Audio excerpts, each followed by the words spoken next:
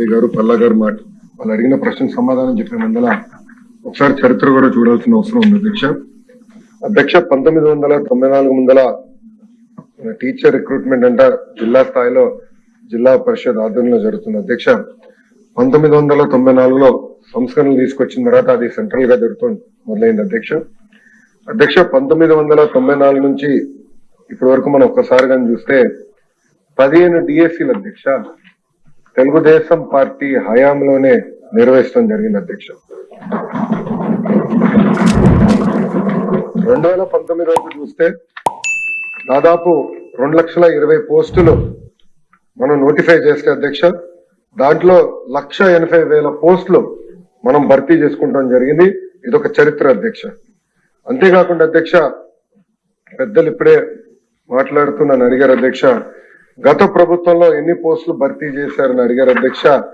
గత ప్రభుత్వంలో అసలు నోటిఫికేషన్ కూడా 12/2/24 అంటే ఎన్నికలకి ఇంకా 2 నెలలు ఉన్నాయనగా కావాలని నిరుద్యోగ యువతి యువకుల్ని మబ్బు పెట్టేదానికి 6,100 పోస్టులు, అది కూడా 6,100 పోస్టులు నోటిఫై చేసి ఇంకా ప్రాసెస్ ప్రక్రియ కూడా పూర్తి చేయలేదు అధ్యక్ష. అంటే గత ప్రభుత్వంలో డిఎస్సి ద్వారా భర్తీ చేసిన పోస్టులు 0. అందుకే అధ్యక్ష తెలుగుదేశం, జనసేన, భారతీయ జనతా పార్టీ కలిసికట్టుగా మొన్న ఎన్నికలు గెలిచిన వెంటనే తొలి సంతకం మెగా డిఎస్సి పైన గౌరవ ముఖ్యమంత్రి వర్యులు చంద్రబాబు నాయుడు గారు సంతకం పెడతాం జరిగింది అధ్యక్ష. దాంట్లో మాధవి గారు కొన్ని విషయాలు అడిగారు. ఒకటి, ఏజ్ రిలాక్సేషన్ చేస్తే బాగుంటుందని కోరారు అధ్యక్ష. ఇది ఆల్రెడీ ఫైల్ సర్క్యులేషన్ లో ఉంది, గౌరవ ముఖ్యమంత్రి గారి దగ్గర ఉంది. ఆ ఫైల్ సర్క్యులేట్ అయినా తిరిగి వచ్చిన తర్వాత ఎంత ఏజ్ రిలాక్సేషన్ చేశామనే దానికి నేను సమాధానం చెప్పగలుగుతా అధ్యక్ష. అదే విధంగా అధ్యక్ష పల్లా శ్రీనివాస్ గారు కూడా ఎప్పటికలా ఈ డిఎస్సి ప్రక్రియ పూర్తి చేస్తానని కోరారు. కొన్ని విషయాలు లీగల్ వెళ్ళాము. నేను అనుకుంటాం నెక్స్ట్ అకాడమిక్ ఇయర్ ప్రారంభమైన 1 నెల అటు ఇటుగా డిఎస్సి పూర్తి చేయాలనే లక్ష్యంగా మేము అందరం పనిచేస్తున్నాం అధ్యక్ష.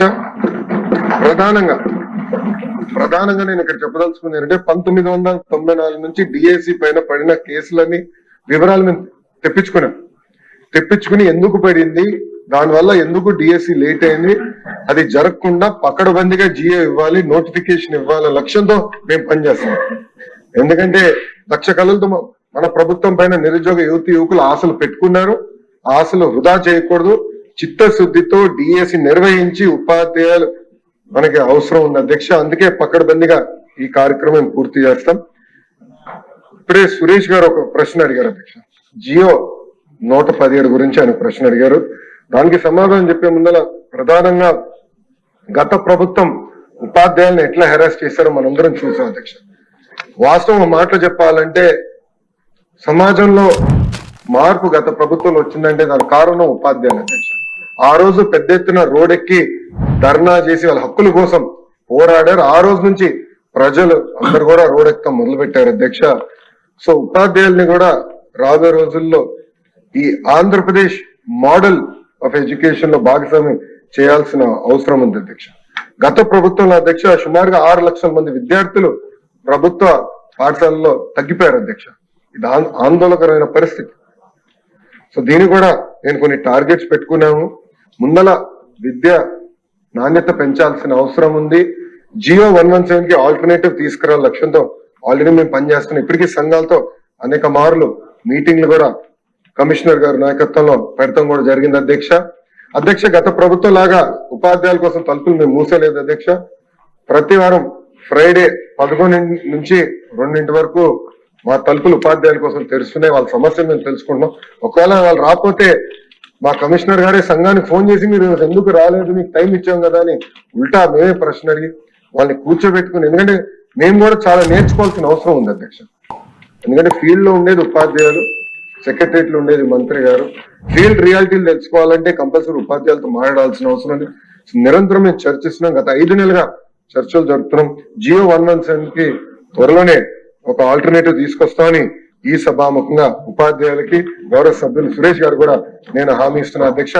ప్రధానంగా అధ్యక్ష హెరాస్మెంట్ అనేది ఉండకూడదు. ఉపాధ్యాయుల బాధ్యత పిల్లలకి చదువు చెప్తాం.